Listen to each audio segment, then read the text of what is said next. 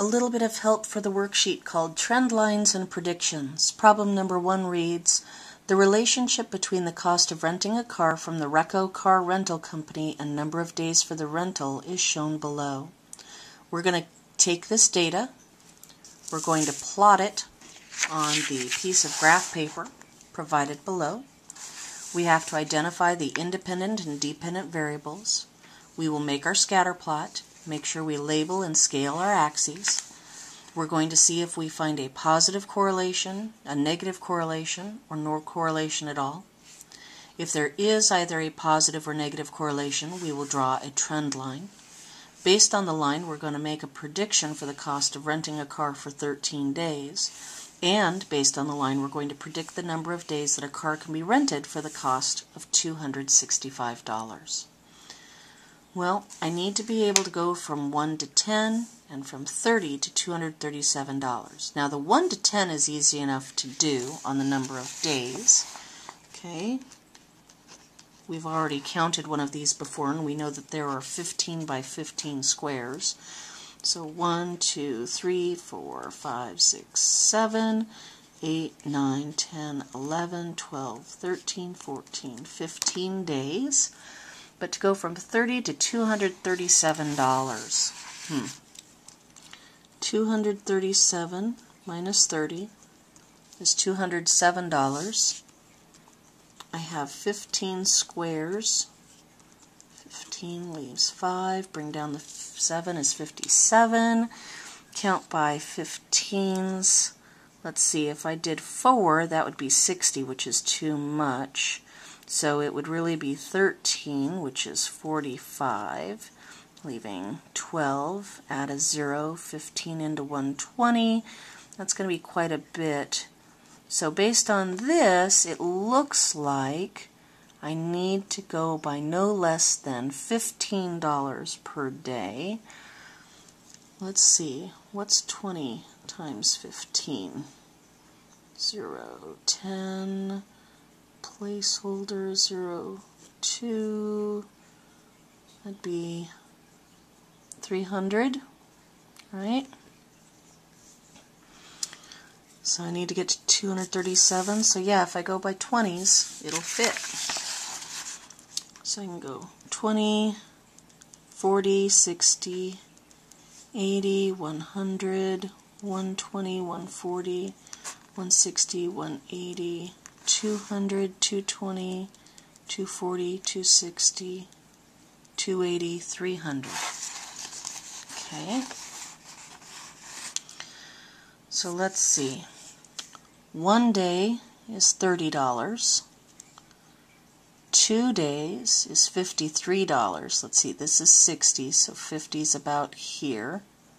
That was at 2 days. 3 days should be $76. This is 60, 80, 70, 76 be about here. 4 days needs to be $99. Well, that's 100, so it'd be right below the line. 168 for 7. Let's come out to 7. 168. Let's see, this is 160. This would be 180. 170 would be right smack dab in the middle. Let's see, at 10 days, which is this line out here, we want 237.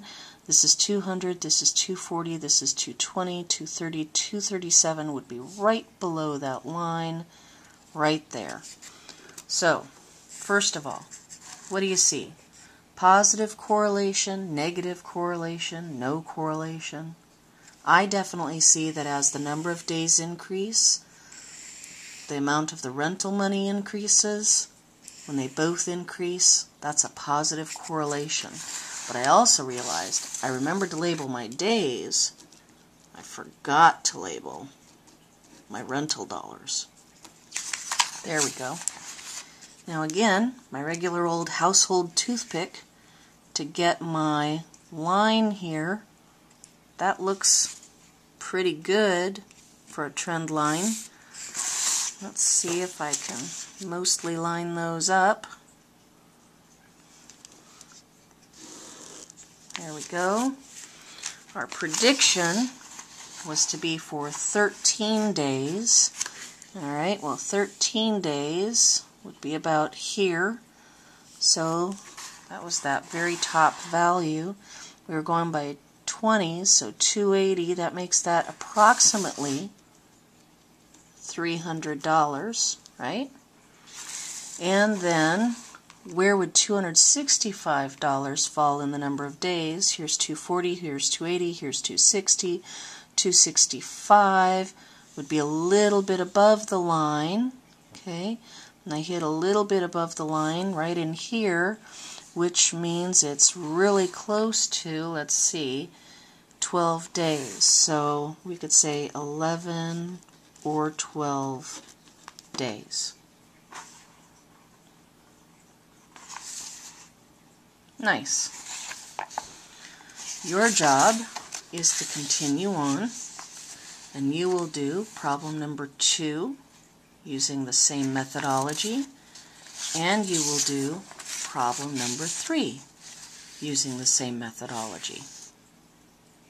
Back it up, watch the video again if you have to see what we have here. So this one was a positive correlation. We drew the trend line. Oh, we forgot to label who's the independent and dependent variables. The independent are the days, the dependent is the rental cost in money. Label and scale our axes. We did. We probably also should make a title for the overall graph. So this is days versus rental dollars. That's a decent title for that graph. Good luck.